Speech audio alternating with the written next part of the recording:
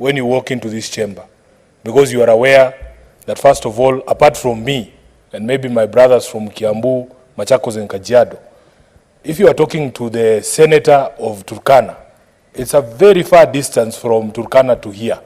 And sometimes that distance, coupled with the security arrangements that we have in this particular place, you can feel extremely insulated from what actually the people are telling us.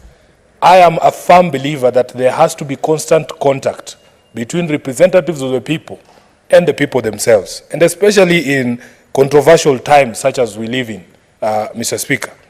I would have loved, Mr. Speaker, to see more engagements in more counties. In fact, I agree with my colleagues here who have proposed that we need to increase the sort of sittings that we have in a year so that we can cover more of these counties. Let us not fear the people. In fact, Mr. Speaker, it would be extremely interesting if the history of this Senate machinani is anything to go by, for us to be able to go back and do the business that we transact in this house in close proximity with the people. I believe that the closer you are to the fire, the faster you cook. And Mr. Speaker, there have been decisions here that have been taken by some of our colleagues which we disagree with strongly. I would love to see those decisions being made in the presence of the people, because sometimes I can come here and claim that I speak for the people of Nairobi, when I know for a fact that if I went to Ofafa Jericho tomorrow to say that yes, I support demolition of Ofafa Jericho so that new houses can be constructed there, I will be lynched. I will not even be able to leave that estate, because the people of Ofafa Jericho have given express instructions that as far as they are concerned, they don't want their estate to be demolished.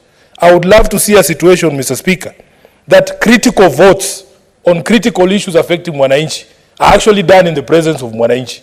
If we were able to allow the public to come into this gallery from all the 290 constituencies, for instance, Mr. Speaker, during the vote on the division of revenue, I can assure you it would be a very interesting vote.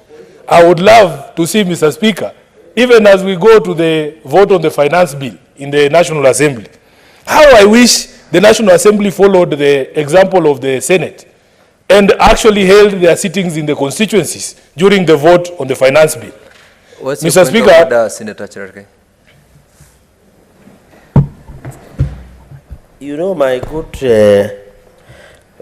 friend, Senator Edwin Sifuna, is a very serious legal practitioner in this country.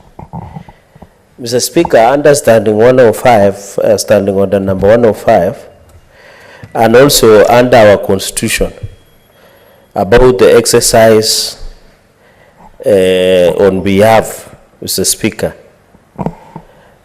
Under the constitution, Mr. Speaker, the sovereignty of the people is either exercised directly or indirectly.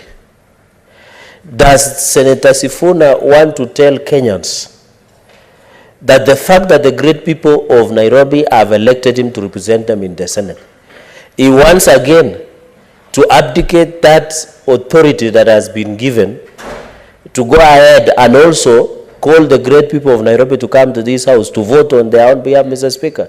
Is it in order to mislead the public that we are voting or exercising authority on our own behalf, yet he knows that all of us were elected to represent the interests indirectly as provided by the Constitution of Kenya, Mr. Speaker? Is it in order? Senator Sifuna, you take note of the comments under that particular standing order by Senator Cheralgei. Mr. Speaker, with the greatest respect to my younger colleague in the professional, the Honorable Senator for Nandi, I do believe that I understand this document quite well, the Constitution of Kenya. There is a reason why the framers expressed the delegated authority as exercisable directly or indirectly, Mr. Speaker. And all I was saying is that on critical matters affecting Mwananchi, I think he was not in here when I was talking about the sort of insulation that I feel, insulation from the people when you are in this chamber, because of the layers of security, because of the distance from home. Sometimes you feel that you can say things here, and by the time you travel to your constituency, you will have sent people to convince people not to heckle you. Mr. Speaker, all I am saying is this. I, as a representative of a people, would want nothing more than the people to know what it is that I do in this house, which is why we even have parliamentary broadcasting services, so that the people can see if it is indeed true that the things that you are saying on the floor here are not your own things, but the things that the people sent you. I gave him an example of Ofafa Jericho because, Mr. Speaker, we in Nairobi here are in the process of redeveloping old city council estates. I was in Ofafa Jericho, and they told me that for them, they view this redevelopment different from the people, say, in Woodley, the people in Bahati. All I am saying is, on that critical day when a decision is being taken, I am sure, and I know because I'm also a politician, that the mood would be very different. And I gave the example of the Senate Mashinani in September 2018 in Uasin Gishu, at the height of the problems with our maize farmers. I was not a senator then, but I watched with great respect the people of Uasin Gishu telling their senator to his face that that is not the position we sent you to take.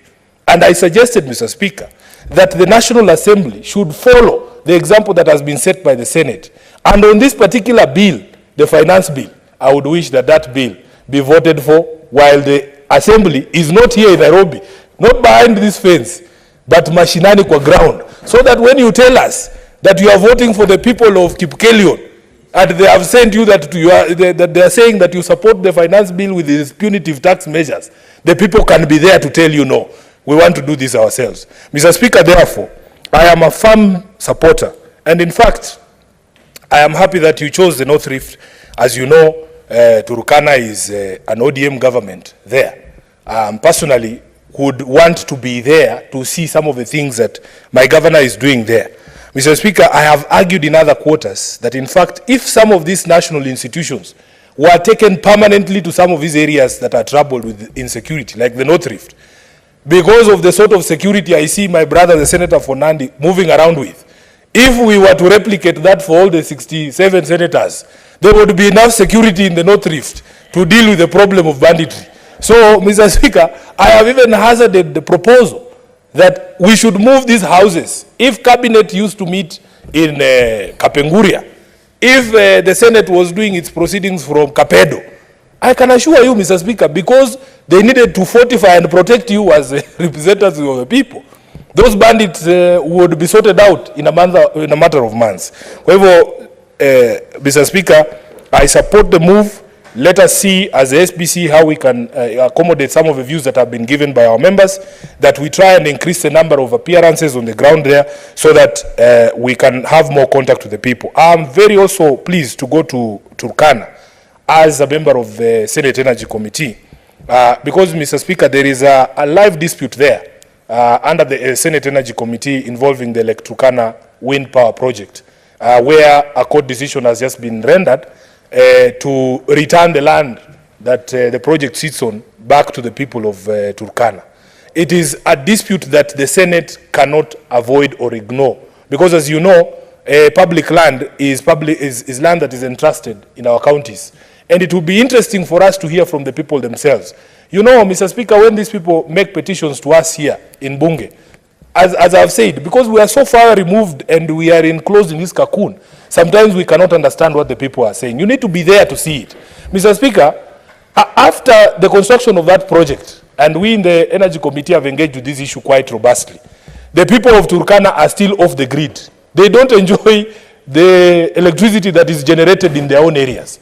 So I want to support this. We should do this in more counties. I wish we could go to Meru to see how our governor is going on after the decision that was made in this Senate. There are problems also in the South Rift where the speaker comes from, in Bomet, in Nandi, in Kericho, with the tea harvesting machines and the conflict with the people there. I wish that we could go there so that we can also deal with those issues there on the ground and solve it for the people. Lastly, I know that the Senate sits in Nairobi, but I would also be wanting that this time round you don't leave us out of Senate Mashinani the way that you did with the Equalization Fund. Because Nairobi is not just here in CBD, Mr. Speaker. There was a team that came from Mukuru Kwanjenga to petition the Senate Energy Committee about the lack of supply of electricity in that area.